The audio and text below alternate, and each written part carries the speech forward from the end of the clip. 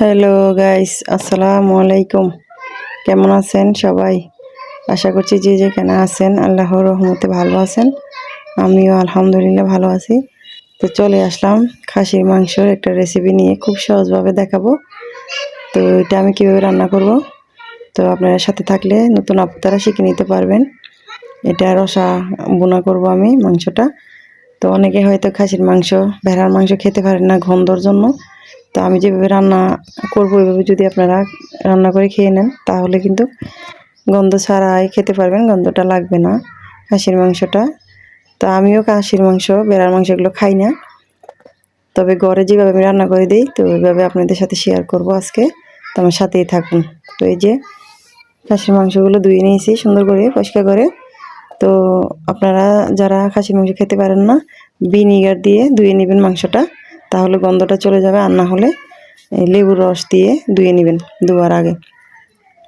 তো আমি ধুয়ে নেওয়ার পর এখানে জিরা বাটা দিয়ে দিলাম 2 চামচ, আদা বাটা দিয়ে দিব 2 চামচ, আর রসুন বাটা। তো এই মশলাটা একটু বেশি দিতে হয় খাসির মাংসতে, যারা খান তারা অবশ্য জানেন। তো বেশি করে দিলে গন্ধটা লাগবে না। তো এখানে মরিচ দিয়ে দিচ্ছি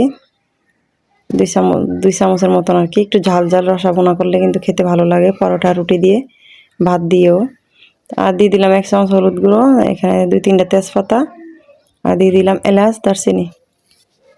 তো লবণ দিয়ে দিলাম স্বাদ মতন। আর যারা রেসিপি দেখতে চান তারা আমার মিনু কিচেনে চলে আসতে পারেন, ওইখানে অনেক রকমের রেসিপি আছে, দেখে শিখে নিতে পারবেন যারা জানেন না। তো পেঁয়াজ কুচি দিয়ে দিলাম, আর দিয়ে দিচ্ছি তেল। তা আমি ওরকমভাবে রেসিপি দেখাচ্ছি না, আমি যেগুলো যেগুলো করেছি সব বলে দিচ্ছি, যেটা দিয়ে ধুইতে হবে মাংসটা আগে।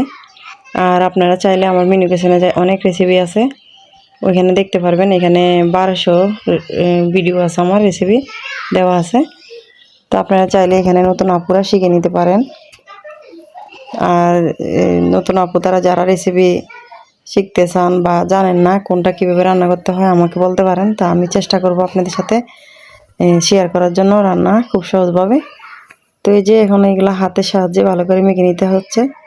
মেখে কিন্তু আপনারা চাইলে 30 মিনিট, আধা ঘন্টা বা 1 ঘন্টা এভাবে রেখে দিতে পারেন, তাহলে মশলাটা যেহেতু মাংসের ভিতর ঢুকে যাবে, তাও গন্ধটা কম লাগবে। আর আপনারা চাইলে টক দই দিতে পারেন, আমার কাছে টক দই ছিল, আমি দিই নাই, তবে আমি ভিনিগার দিয়ে ধোয়ার কারণে আমি দিই নাই। তো এই যে দেখুন মেখে নিয়েছি, এখন হাতটা ধুয়ে একটু পানি দিয়ে দিচ্ছি যেন কষে যায় ভালো করে মাংসটা। তো লাস্ট পর্যন্ত থাকলে আমি আরও একটা মশলা দিব, ওইটা আপনারা সাথে থাকলে দেখতেই পারবেন। তো ডেকে দিলাম, 30 মিনিট পরে আমি চুলাতে বসা দিয়েছিলাম। তো এই যে কষে আসতেছে দেখুন।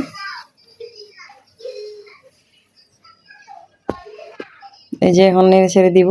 তো অনেক সহজ সহজ রেসিপি আমার আর একটা চ্যানেল আছে, এটাতে যেতে পারেন আপুরা, সার্চ দিলে কিন্তু চলে আসবে ওই চ্যানেলটা। তো দেখে শিখে নিতে পারবেন সহজভাবে, অনেক রেসিপি আছে। তো ডেকে দিলাম। তো এই যে দেখুন লাস্ট পর্যায়ে আমি কিন্তু এখানে আধা মগের মতন পানি দিয়েছিলাম যখন কষানি হয়েছিল তখন আর কি। তো এখন আমি এটাতে আর ঝোল দেবো না, এভাবে শুকনো শুকনো রাখলে কিন্তু ভালো। এই যে জয়িত্রী গুঁড়া, জয়ফুল গুঁড়ো, এগুলো কিন্তু আমি নামানোর 5 মিনিট আগে দিয়ে নেড়ে ছেড়ে নামিয়ে নিব।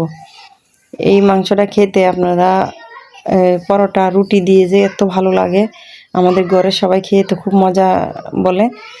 তো আমি অবশ্য খেতে পারি না, তো ঘরেররা খায়, সবাই বলে।